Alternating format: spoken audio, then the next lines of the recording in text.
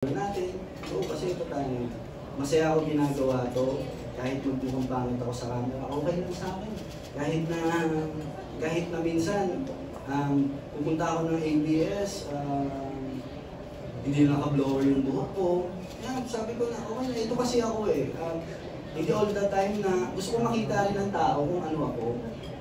Hindi palaging artista, hindi palaging ano. So, yan, kinakausap ko lang sa magandang yung strategy yun. Pwede natin i-try yun. Kapag nawawalan tayo ng belief sa sarili natin, di ba? Authenticity is key. Okay lang ipakita yung totoong ikaw.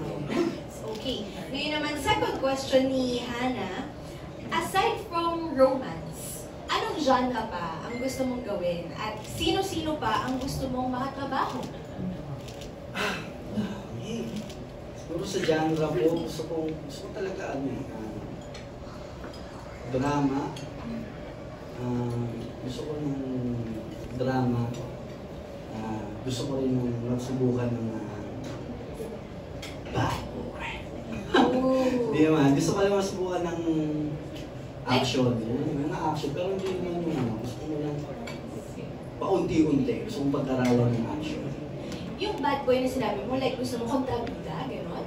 O bida pero bida pero kasi kadalasan nagagawa akong role, mabait, anak ko ganyan. So, gusto kong maranasan yung challenge para sa akin na paano ko yung maging ako pero paano ko, ano kaya itsura ko kapag dinagdagan ko ng konting angas yung isang karakter, tapos ganyan. So, gusto kong subukan magtimpla ng ganong karakter.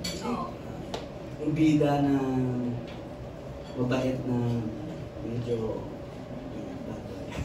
so, mabait pa rin in the end, pero sisimulan lang natin ang medyo. Yung action naman, syempre ano yun madugo yun sa training and all, handa ka naman sa mga gano'n. Yes, opo. Pero gusto ko muna siyang simulan sa maliit. Gusto ko munang matutunan kasi mahirap ang action eh. Nakakapagod, hindi maiwasang masaktan. Yes. So, yun ang gusto ko rin pag-aralan o unti-untiin. Buti alam niya na gano'n talaga hindi may iwasang masaktan. Yung iba kasi nagugulat, pero ikaw naiintindihan mo agad yun sa action. Okay, thank you so much, Hannah, for your questions. Okay, now ito naman siya ang magtatanong sa'yo. From Mega Kapamilya, okay, sige. Ito naman, ako na lang ulit yung magtatanong sa'yo. From Nika Sabio of ABS-CBN Push. Kasi tulad mo, mahihain din sila. Mahihain din sila. Okay, ako yung magtatanong. How was your MMFF experience? Okay, yung kabuuan. Kanina medyo napahalingan mo na to na nagulat ka, na uy, ganito pala. Nung bata ka ba, hindi ka ba parang nanonood ng MMFF? Ano yung alam mo sa MMFF before? Ang alam ko talaga sa MMFF, first of all, nanonood din talaga kami ng sine dati. Pamilya, no? Ganun talaga pag MMFF eh. Pag nanonood po kami, talagang tinitignan namin kung ano papanoorin natin. Mili kasi dami. Kadalasan po nun, ang lagi namin nakikita sa sine, which is Meme Vice, saka sila Tito Big, si Sir Big po, yun yung mga epic episode, Private Benjamin, yun talaga nagkakamanan before eh. So, nung in-announce na pa ng MMFF ko, yun yung pumasok sa akin, na ay, dadating sa Kapaskuhan, pagpipilian din ng pelikula natin. Oo nga, no? So yun agad naisip ko. So, sabi ko na, hindi lahat ng tao mapiplease natin manood ng pelikula. Pero yung buong experience ko sa MMFF, nagulat ako sa mga tao. Saka unang-una, yung line-up ng MMFF, lahat po ng entry, 10 pelikula, ang gaganda.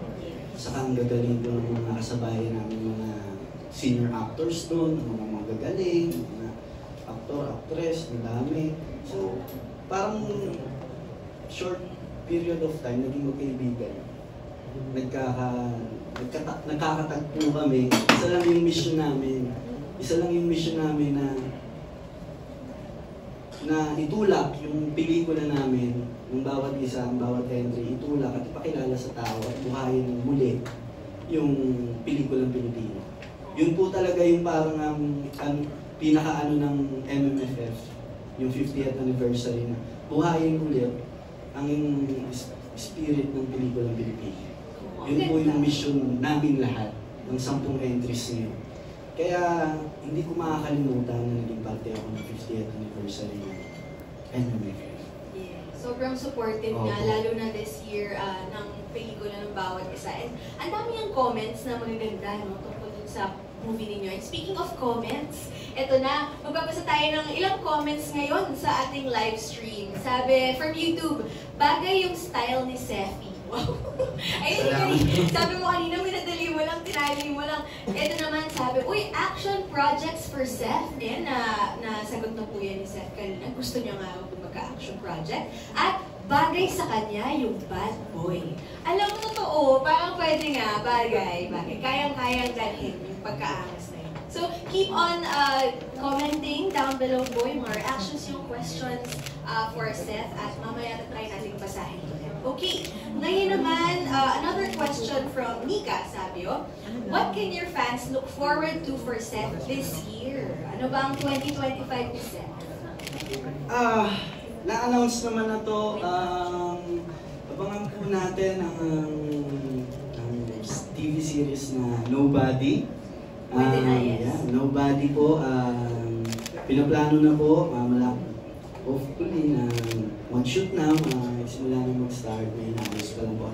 Pinukompleto pa po ang cast, pero yun po ang unang naabangan sa akin po sa 2025. Speaking of cast, kasama na dyan si Gerald Anderson. Yes po, sila si Gerald, JC De Vera, RK Pagutsi, of course, Francine Diaz, sino ba? Di ba nasisend doon? Abangan ng iba pa, yes. Pero yun, may aabangan po tayong TV series from Seth this year. Alright, now, let's go to the questions of Kapamilya Online World. Ngayon na may acting recognition ka na, dahil sa galing mo, sa My Future You, gaano ka ka-excited na makagawa ulit ng pelikula? At open ka ba na gumawa ng pelikula na hindi mo nakasama si Francine? Ayun muna pong tanong. Yung unang tanong dun muna sa gaano ka ka-excited gumawa ulit ng pelikula? Sobrang kumbaga, full tank tayo. Parang ganado tayo magtrabaho. And pangalawa, kung open akong hindi na makasama si Francine o tumanggap ng solo na project, para sa akin, lahi na ito pinag-uusapan ni Francine. The end of the day, si Francine, pumasok siya as Francine. Pumasok siya sa ABS, nagtrabaho siya, unang-una as Francine. Ako rin naman po as Seth. Lagi namin itong pinag-uusapan. Lagi namin talaga ito pinag-uusapan. Masasabi ko na si Francine ay napaka-suportado sa akin. 100% siya nag-boost lagi sa akin. Yung pagiging aktor ko, lagi nang ako kinocompliment. Nagiging wais din siya. Wais sa mga project. Kasi sa pagiging actor din po kasi kailangan, hindi ka basta-basta lang, wala may binato sa'yo, kailangan, ikaw yun eh. Kailangan mo pagandaan. Hindi yung basta kapag alam mo, hindi mo gamay o hindi ko isasabang yung sarili ko doon. Kasi ako lang yung mapapahiya. Ako yung sa akin yung comment ng tao. Craft ko yun, kailangan alagaan ko yun. Kaya si Francine nagiging wais. Minsan siya yung nagsasabi sa akin yung mga dapat kong gawin. At ngayon na natapos namin ng My Future You, kung okay kami na tumanggap, masasabi ko na yes, suportado namin ng isa't isa. Okay, so yes, the answer is yes. Open po sila. Okay, now let's go to our next question from Certified Kapamilya. Mahihain talaga sila. Ako yung